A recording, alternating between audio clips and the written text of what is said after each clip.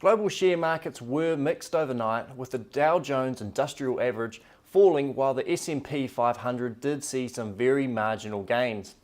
FedEx announced that they are seeing slightly slower sales growth and have actually downgraded their profit forecast for the current financial year. They are seen to be a pretty good indicator of global trade and global economic activity, so this did weigh on markets. The fact that they have also announced that they will cut 1,700 jobs was not good news over the past 24 hours. The New Zealand dollar has also fallen over the past day after the Reserve Bank of New Zealand left the official cash rate unchanged. The Kiwi has fallen about 1 cent against the US dollar and on Friday morning is trading under 72.5 against the US and is now under 47 against the pound. The Reserve Bank of New Zealand has left the official cash rate unchanged at 3% at their latest announcement on Thursday. This was widely expected by the market, by economists and by us here at ASB.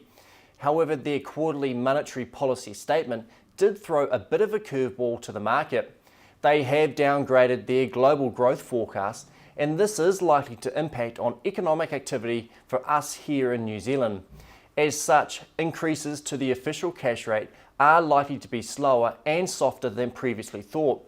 The Reserve Bank now forecasts that the 90-day bank bill interest rate is likely only to increase to about 4.7% by the end of 2013.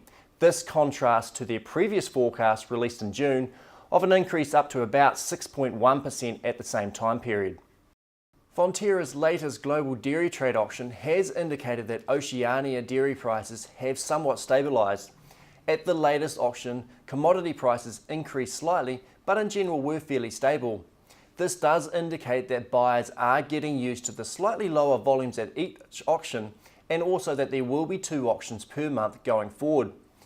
This should be fairly positive for payout for the current season, given that commodity prices are much higher than their historic levels. We are currently forecasting around a $6 payout for the upcoming season, give or take about 20 cents.